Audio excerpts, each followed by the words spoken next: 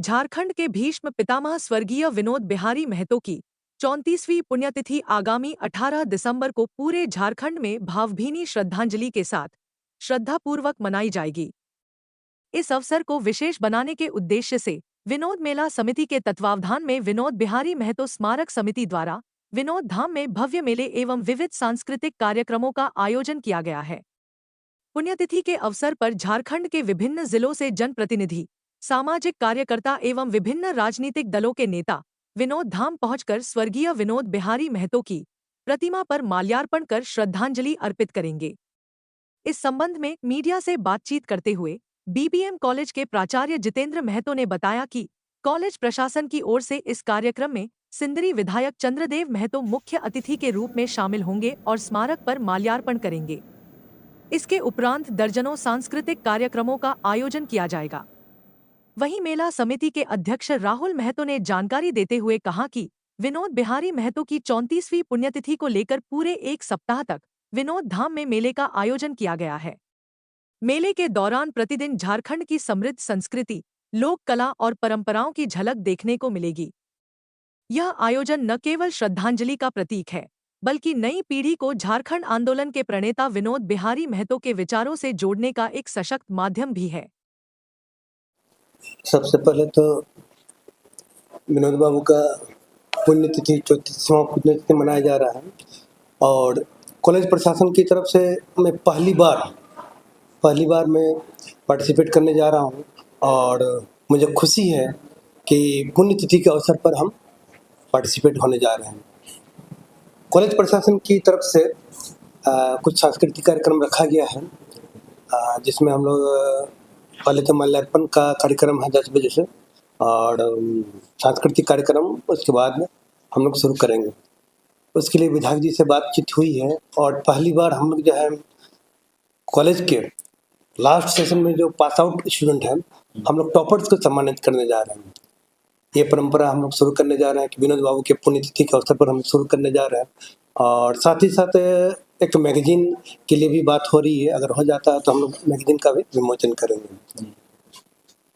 विनोद बाबू का ये कॉलेज, मुझे गर्व है कि एक बात कहना चाह रहा हूँ कि मुझे गर्व है कि विनोद बाबू के कॉलेज से मैंने पढ़ाई की और हम भी यहीं से इंटर की पढ़ाई की और यहाँ से हम टॉपर निकले और हमें भी यहाँ पर सम्मानित किया गया था।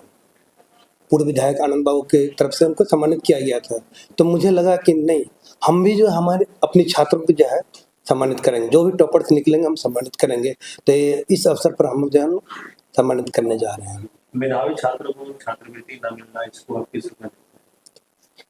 निश्चित रूप से मिलना चाहिए, क्योंकि हमारा कॉलेज जो है, यहाँ पे जितने भी स्टूडेंट हैं मिडिल क्लास फैमिली और साथ ही साथ बहुत गरीब बच्चे यहाँ पर आते हैं पढ़ने के लिए, तो उनके फीस के लिए बहुत ज़्यादा प्रॉब्लम होता है। रोज़ आए दिन हम लोग का कुछ ना कुछ हम लोग को बातचीत होती रहती है, स्टूडेंट बोलते रहते हैं कि ये मिलना चाहिए, नहीं तो आगे जाकर लोग दिक्कत होगी। क्या आपकी इस बात को लेकर क्या सिंधी विधायक चंद्रदेव महतो से कोई बात की है? विधायक जी से तो अभी हम बात नहीं किए हैं, लेकिन कल आते हैं तो उनसे हम बात करेंगे उनसे।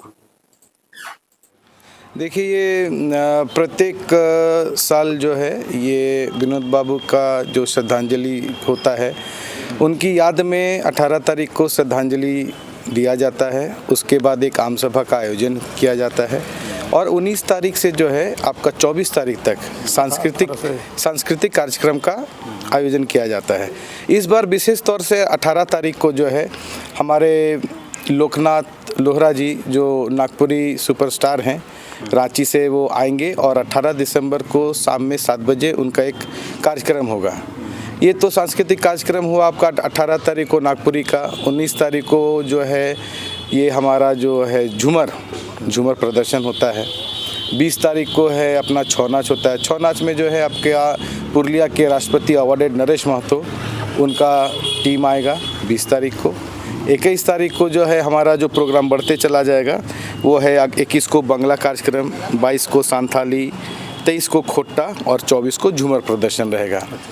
और इसके साथ साथ जो है यहाँ पे झूला है बच्चे लोग के लिए मनोरंजन के लिए, तारामाची है, ब्रेक डांस है, और जैसे कि जो है गांव ग्रामीण के महिलाओं के लिए मीना बाज़ार का भी आयोजन किया है, जहाँ पे कुछ लोग सामग्री खरीद सकते हैं, चाट, चाउमीन, गुपचुप, पिज़्ज़ा, जो भी बर्गर जो बच्चे लोग का है, ये सारा कुछ आपको यहाँ पर मिलेगा।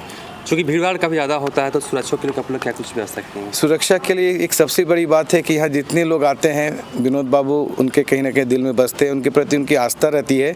तो आज तक कभी ऐसा महसूस नहीं हुआ या ऐसा कुछ करना पड़ा कि जो है किसी को कोई सुरक्षा प्रदान किया जाए, क्योंकि सब अपने आप में ही आते हैं और सबको सुरक्षा देने की ही इसमें रहते हैं। विनोद बाबू के याद को और यादगार बनाया जाए, इसको लेकर सरकार से आपकी क्या मांग है?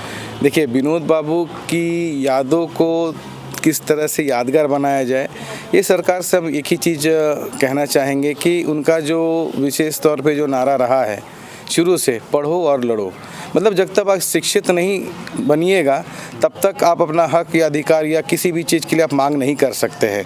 तो सरकार से मेरा एक विनम्र निवेदन रहेगा कि जैसे कि आज जितने भी जो हमारे छात्र हैं जिनको स्कॉलरशिप नहीं मिल रहा है, पढ़ाई कहीं ना कहीं वंचित हो रही है, अगर पढ़ाई वंचित होगा तो वो पढ़ नहीं सकेंगे, और पढ़ नहीं सकेंगे तो वो आगे नहीं बढ़ सकेंगे।